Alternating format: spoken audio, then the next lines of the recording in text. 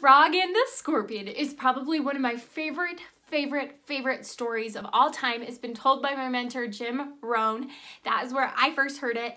And I legitimately think of this story at least once a week. Once a week. And you will too once you've heard it, because it opens up your whole world to a whole new perspective on dangerous people in your life.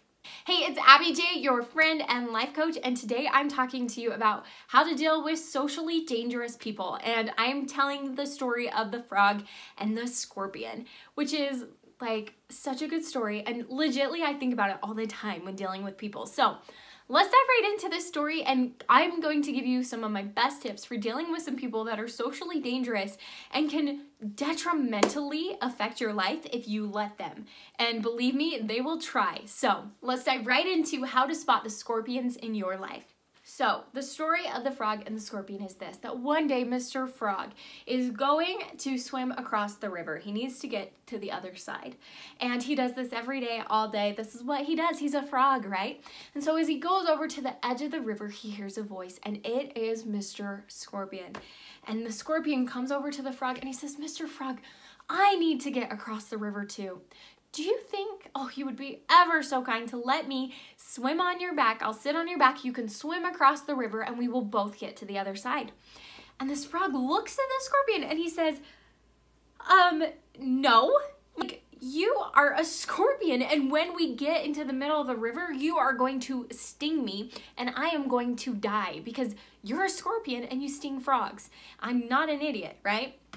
And this scorpion says, "Oh, Mr. Frog, with your frog brain, you just are not thinking, because if we were to swim across the river with me on your back, and if I was to sting you, we both would drown, right? We would both die because I can't swim, and if you aren't there to help me across the river, we would both die. So of course I would never sting you."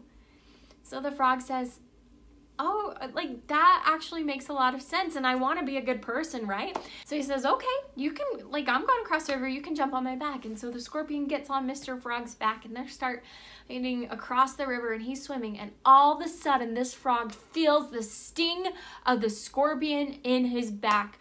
He's in the middle of the river, he is floundering, he is going down for the third count, he is going to die, and he looks at the scorpion and he says, "Why would you sting me?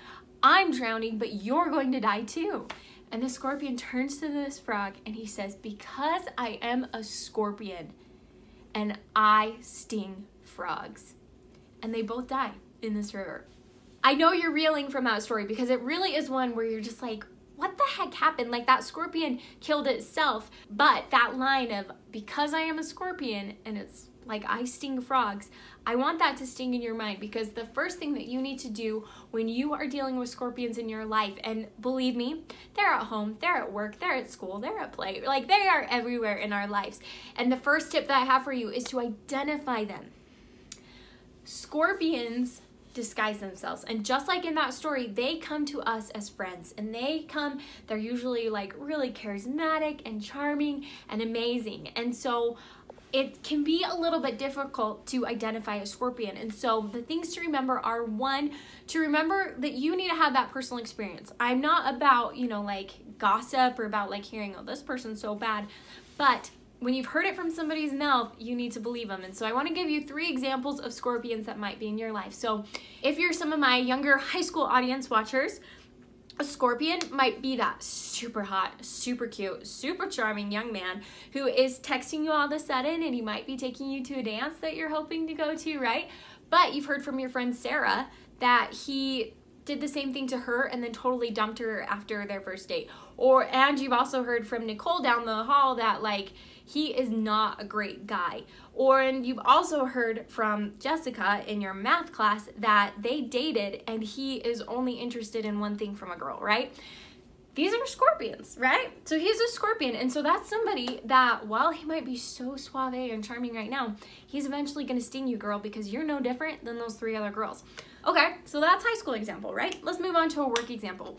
A scorpion in your workplace might be somebody that is super fun. You love to like be with them and work on projects with them, but without a doubt, they always leave you in a lurch. They always like leave you high and dry for when you need them at a meeting. Or the most deadly and scary is when they like gossip behind your back to a client or when they are working some deals in the background, right? Because they're always going to do what's best for them. And finally, like a scorpion in like just your day-to-day life are friends that never are able to help you out when they need you. They only want you for the things that you can help them in.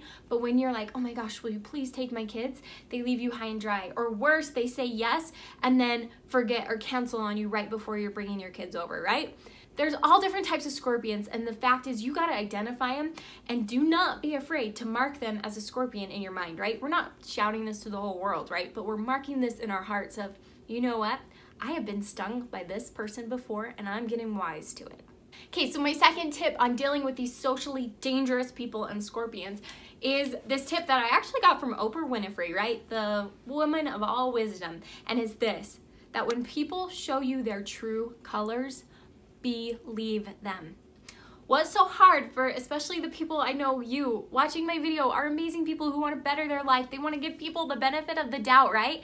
Is that when people show you that they are a player, that they are a jerk, that they'll sell you in for whatever thing that they want to get, or that they'll leave you high and dry every single time, believe them. That's them showing their true colors, right? In this story, the frog knew that the scorpion was a scorpion before he even put him on his back, right? But he chose to believe that this time would be different. I'm here to tell you that it's never going to be different, right? When somebody shows you who they truly are, you have got to believe them. And my third tip for you, which is probably the most important when it comes to dealing with scorpions, is to not engage. Now, some of you are like, wait, what? Like, I work with this person, or I live with this person, or, you know, I can't like not interact with this person. I am telling you to do everything in your power to not engage. You have so much choice and agency in the matter of who you interact with on the daily. And if you are somebody, let's pretend this scorpion is in your math group or somebody that you have to work with on a daily basis, or, you know, just often and regular enough, you need to know that they're a scorpion and not trust them with your heart, not trust them with that important paper for your boss, not trust them with things that really would put a kink and a damper in your day and the outcomes that you need to have happen for your goals if you trust them.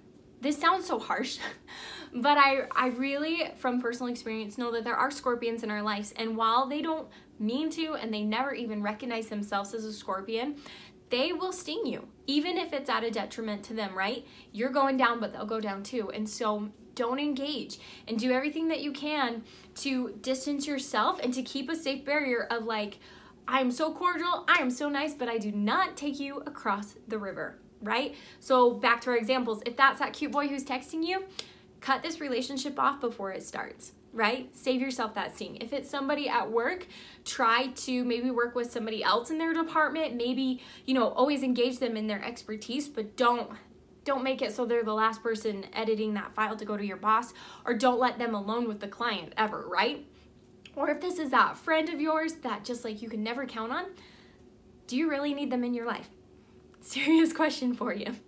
So there you have it. That is the story of the frog and the scorpion. And I hope that you'll save this video to your watch later, because I think this is a story we need to be reminded of, and we forget some of the details, and we forget that even though the scorpions are so charming and they promise that they're not going to sting us, they always will. They always will. And so these are my tips for you on how to deal with socially dangerous people. Please, please, please give this video a thumbs up and a like, and please subscribe if you wouldn't mind. It really helps me out on my channel and my growth in trying to reach people just like you and help them in their personal development journey. So thank you so much for watching. I wish you the best of luck, and I cannot wait to see you in my next video. So Abbi J out.